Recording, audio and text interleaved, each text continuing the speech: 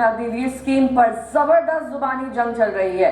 इन्होंने हिंदुस्तान के जवानों को मजदूर बनाया है। हम अग्निवीर को कैंसिल करेंगे और जैसे पहले हुआ करता था वैसे करेंगे। राहुल गांधी को मैं एक छोटी सी सलाह देता हूँ, फौज में आके नौकरी करो, उसके बाद ये सब कुछ बोलो। बिना नौकरी किए बिना फौज को जाने बोलना उचित नहीं है। जय हिंद, नमस्कार।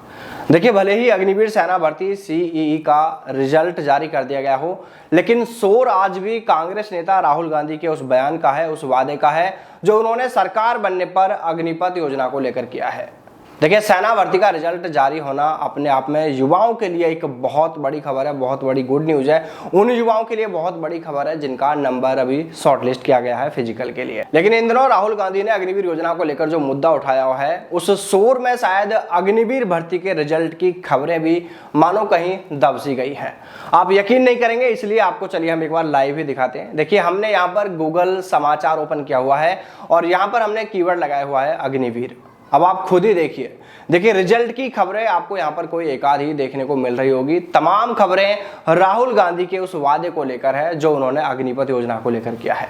ये देखिएगा, इसे भी देखिएगा, हर तरफ एक ही खबर आपको देखने को मिल रही है। अगर केंद्र में गठबंधन की सरकार बनी तो अग्निपथ योजना को पूरी तरह खत्म कर दिया जाएगा और फिर से सेना में परमानेंट भर्ती प्रक्रिया लागू कर दी जाएगी। ये खबर पूरी तरह वायरल है। लेकिन इसी बीच केंद्रीय मंत्री वीके सिंह, जो सेना के पूर्व जनरल रह चुके हैं, उनका भी इस मामले पर राहुल गांधी को लेकर एक बयान सामने आया है। वो एक इंटरव्यू में कहते सुनाई दे रहे हैं कि राहुल गांधी को मेरी एक सलाह है कि पहले वो सेना में जाकर नौकरी करें और उसके बाद वो अग्निपथ को लेकर या फिर सेना को लेकर कोई इस तरह का बयान दें।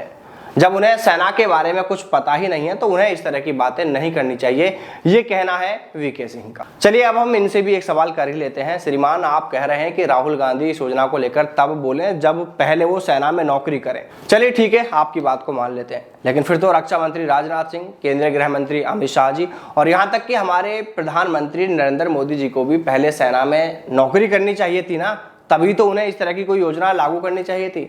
जब उन्हें सेना के बारे में कुछ जानकारी नहीं है तो फिर उन्होंने इतनी बड़ी योजना लागू कैसे कर दी?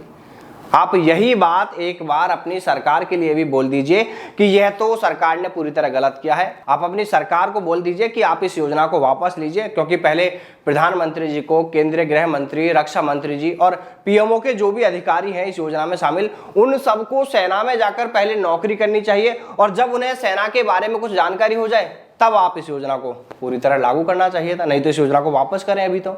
अरे वीके सिंह सर, हम आपसे ही कह रहे हैं कि कम से कम आपको तो इस तरह के विचार नहीं व्यक्त करने चाहिए, ऐसी प्रतिक्रिया नहीं देनी चाहिए। आप तो खुद उस सेना के प्रमुख रह चुके हैं जिसमें अभी भाजपा ने इस तरह की योजना लागू कर दी है कि जिससे सैनिकों की शहादत तक में भेदभाव कर दिया है।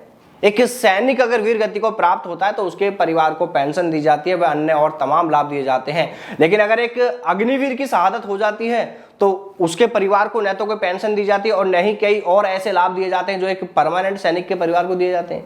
अरे सर, आप तो यह अच्छे से जानते हैं कि सैनिक की शहादत ही होती है, फिर चाहे वो अग्निवीर हो या फिर कोई परमानेंट सैनिक हो। आपने अग्निवीरों के लिए दिहाड़ी मजदूर के जितना वेतन कर दिया, क्या ये सही है? या फिर आपको भी सिर्फ अपना ही फायदा देखना है? भाई, आपको सरकार में अच्छा पद मिल गया है तो फिर आप भी सही को सही नहीं बोल पा रहे हैं। योजना को लेकर देखिए, हम कुछ भी नहीं कह रहे हैं, पर इसमें जो नियम बनाए गए हैं ना, उन नियमों से हमें तकलीफ है। उन नियमों में सुधार की बहुत जरूरत है और सुधार होना ही चाहिए। देखिए, हम अग्निपथ योजना को लेकर बहुत ज्यादा नहीं कहते हैं, बस हम जो बात कर रहे हैं ना, हम इसके नियमों पर बात कर रहे हैं कि इसमें कई ऐसे नियम लागू कर दिए गए हैं जो पूरी तरह से गलत हैं और वो नियम जल्द से जल्द हटने चाहिए, उनमें सुधार भी होना चाहिए। बाकी दोस्तों, आप सभी कमेंट करके जरूर बताइएगा कि केंद्रीय मंत्री वीके सिंह जिस तरह की बात कर रहे हैं, उनके बयान को लेकर आप क्या सोचते हैं? आपकी राय कमेंट करके बताएं। जय हिंद, जय भारत, वंदे मातरम।